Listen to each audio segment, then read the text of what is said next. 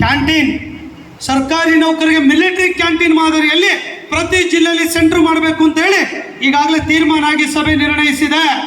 ಎಲ್ಲ ರಾಜ್ಯದ ಜಿಲ್ಲಾ ಕೇಂದ್ರಗಳಲ್ಲಿ, ನಮ್ಮ ಕರ್ನಾಟಕದಲ್ಲಿ ಎಲ್ಲ ಜಿಲ್ಲೆಗಳಲ್ಲೂ ಕೂಡ ಜಿಲ್ಲಾ ಕೇಂದ್ರದಲ್ಲಿ ಆಗ್ತಿದೆ. ನಾನು ಸಿರ್ಸಿ ಮತ್ತು ಕಾರವಾರ ಜಿಲ್ಲಾಧ್ಯಕ್ಷ ವಿನಂತಿ ಮಾಡ್ತೇನೆ, ಸರ್ಕಾರ MSL ಸಂಸ್ಥೆ ಮೂಲಕ ಆ ಒಂದು ಮಾಡುತ್ತೆ. ಎಲ್ಲ ಫುಡ್ ಗ್ರೈನ್ಸ್ ಇರ್ಬೋದು, ಎಲ್ಲ ವೆಸಲ್ಸ್ ಇರ್ಬೋದು, ಎಲೆಕ್ಟ್ರಾನಿಕ್ ಗೂಡ್ಸ್ ಇರ್ಬೋದು, ಅಥವಾ ಬೇರೆ ಬೇರೆ ಸ್ಟೇಷನರೀಸ್ಗಳಿರ್ಬೋದು, ಎಲ್ಲದೂ ಕೂಡ 20ರಿಂದ 25% ಡಿಸ್ಕೌಂಟ್ ರೇಟಲ್ಲಿ ನಮ್ಮ ನೌಕರರಿಗೆ ಡಿಸ್ಕೌಂಟ್ ರೇಟಲ್ಲಿ ಪ್ರತಿ ತಿಂಗಳು ಕೊಡುವಂಥ ವ್ಯವಸ್ಥೆ ಜಾರಿಗೆ ಬರುತ್ತೆ.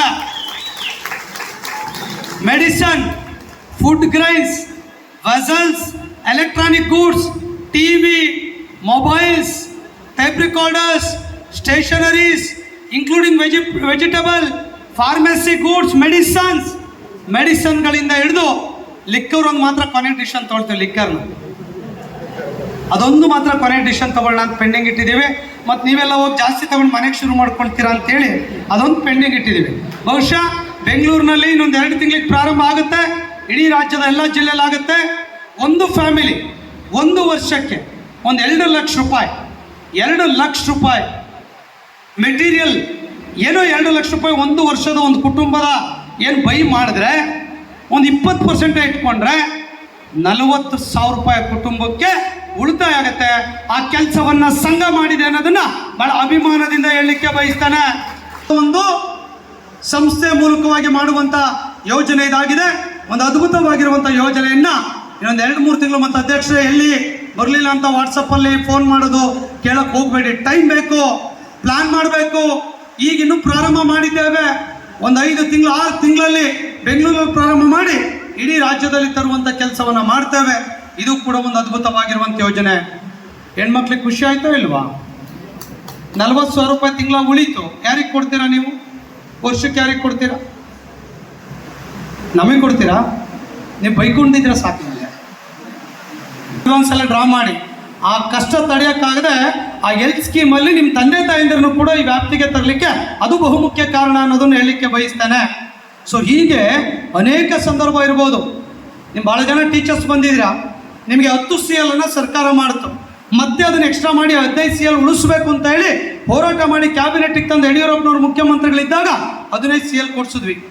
5 ದಿನದ ಸಂಬಳ ಎಷ್ಟಾಯಿತು? 180 ದಿನದ ಸಂಬಳ ಎಷ್ಟಾಯಿತು? ಫೆಸ್ಟಿವಲ್ ಅಡ್ವಾನ್ಸು ವಿತೌಟ್ ಇಂಟ್ರೆಸ್ಟ್ 25,000, ಈಗ 50,000 ರೂಪಾಯಿ ಹೋಗ್ತಾ ಇದೆ. ಅದನ್ನು ಇನ್ನೊಂದು 2-3 ತಿಂಗಳಲ್ಲಿ 50,000 ಫೆಸ್ಟಿವಲ್ ಅಡ್ವಾನ್ಸ್ ಮಾಡಿಸ್ತೇವೆ. ಅದಾದಮೇಲೆ 12 ದಿನ ಸ್ಪೆಷಲ್ ಲೀವ್. ಎಷ್ಟಾಯಿತು ಸಂಬಳ? 180, 12 ಮತ್ತೆ 5 ಇಂಟು ಒಂದು 20 ವರ್ಷ 100 ದಿವಸ. ಏನ್ರಿ 400 ದಿನದ ಸಂಬಳ ಇಲ್ಲರಿ, ಹಂಗೆ ಬಂದ್ಬಿಡ್ತಲ್ರಿ. ಯಾಕೆ ಇಷ್ಟು ವರ್ಷ ಇದಾಗಲಿಲ್ಲ? ಯೋಚನೆ ಮಾಡಬೇಕಲ್ಲ. ಹಾಗಾಗಿ ಇದೆಲ್ಲ ಕೂಡ ಆಗಿದೆ. ಇದ್ರ ಜೊತೆ 7th ಪೇ ಕಮಿಷನ್ ಆಯಿತು. ಎಲ್ಲರೂ ಸಂಬಳ ತಗೊಂತಿದ್ದೀರ, ಚೆನ್ನಾಗೆ ಖುಷಿಯಾಗಿದ್ದೀರಲ್ಲ? ಚಪ್ಪಾಳೆನೇ ಕಡಿಮೆ ಆಗ್ತಿದೆ, ನನಗೆ ಸ್ಪಿರಿಟೇ ಬರ್ತಾ ಇಲ್ಲ. ನಾವು ಕಷ್ಟಪಟ್ಟು ಮಾತಾಡ್ತಿದ್ದೀವಿ, ನಾವು ಹೊರಗಡೆಯವರು, ನಮಗೆ ಸೆಕೆ ಆಗ್ತಾ ಇದೆ. ನೀವು ಇಲ್ಲೇ ಲೋಕಲ್, ನಿಮ್ಗೆ ಅಡ್ಜಸ್ಟ್ ಆಗಿಬಿಡುತ್ತೆ. ಫಿಸಿಕಲಿ ನಿಮ್ಮ ಬಾಡಿ ಅದಕ್ಕೆ ಪರ್ಮಿಟ್ ಕೊಟ್ಟಿರುತ್ತೆ. ಆದರೆ ಯಾಕೋ ಸೆಂಟ್ರಲ್ ಪೇ ಕಮಿಷನ್ ಬೇಕೋ ಬೇಡವಾ? ಜೋರಾಗಿ ಹೇಳ್ರಿ, ಚಪ್ಪಾಳೆ ಅಲ್ರಿ, ಬೇಕು ಅಂತ ಹೇಳ್ರಿ. ಬೇಕೇ ಬೇಕು. ಏನು ಬೇಕು? Central pay commission. ಹಾಂ, ಎಸ್. ಅಲ್ಲ, ಕೇಳಿಸ್ತಾ ಇದೆ ತಾನೇ ನಾನು ಹೇಳೋದಲ್ಲ? ಮತ್ತು ನಾನೇನೋ ಮಾತಾಡ್ಬರಿ, ನಾನು ಒಬ್ಬನೇ ಮಾತಾಡ್ಕೊಂಡು ಹೋಗೋದು ಆಗಬಾರ್ದು. ಹಾಗಾಗಿ ಇದೆಲ್ಲ ಕೂಡ ಆಗುತ್ತೆ. ವಿಶ್ವಾಸ ಇಡಿ, 100ಕ್ಕೆ 100 ಸೆಂಟ್ರಲ್ ಪೇ ಕಮಿಷನ್ ಕೊಡಿಸ್ತೀವಿ. 26, 27. ಓಕೆ. ಸೆಕೆಂಡಿಗೆ NPS ಒಂದು ಉಳ್ಕೊಂಡಿದೆ ಅಲ್ಲ? ಷಡಾಕ್ಷರ NPS ಮಾಡ್ತಾರೋ OPS ಮಾಡ್ತಾರೋ, ಬರೀ ಹಿಂಗೆ ಮಾತಾಡಿ ಹೋಗ್ತಾರೆ. ಆದರೆ ನಮ್ಗೆ ಬರ್ಬೇಕಾದ್ರೆ ಹಂಗೆ ಬಂದಿಲ್ಲ, ಒಂದೊಂದೇನೋ ಹಿಡ್ಕೊಂಡೇ ಬಂದ್ಬಿಟ್ಟಿರ್ತೀನಿ. ಬಟ್ NPS ಸ್ವಲ್ಪ ಲೇಟ್ ಆಗ್ತಿದೆ, ನನಗೆ ಕೂಡ ಅರ್ಥ ಆಗಿದೆ. ಯೋಚನೆ ಮಾಡೋದು ಬೇಡ. ಸರ್ಕಾರ ಫೈನಲ್ ರಿಪೋರ್ಟ್ ಎಕ್ಸ್ಪೆಕ್ಟ್ ಮಾಡ್ತಾ ಇದೀವಿ. ಅಂತಿಮ ಹಂತಕ್ಕೆ ಬಂದಿದೆ. ರಿಪೋರ್ಟನ್ನು ತರಿಸ್ಕೊಳ್ತಾರೆ. ಮಾನ್ಯ ಮುಖ್ಯಮಂತ್ರಿಗಳು ಕೂಡ ಮುಂದಿನ ವಾರದಲ್ಲಿ ನಮ್ಮ ಕಾರ್ಯಕ್ರಮದಲ್ಲಿ ಒಂದರಲ್ಲಿ ಭಾಗಿಯಾಗ್ತಾ ಇದ್ದಾರೆ. ಮುಖ್ಯಮಂತ್ರಿಗಳು ಕೂಡ ಹೇಳಿದ್ದಾರೆ, ರಿಪೋರ್ಟ್ ತರಿಸ್ಕೊಂಡು ಇಂಪ್ಲಿಮೆಂಟ್ ಮಾಡ್ತೇವೆ ಅಂತೇಳಿ. ವಿಶ್ವಾಸ ಇಡಿ. ಅದು ಯಾರು ಏನೇ ಹೇಳಲಿ, ಯಾರು ಏನೇ ಮಾತಾಡಲಿ, ನಾವು NPSನ OPS ಮಾಡೇ ತೀರ್ತೇವೆ.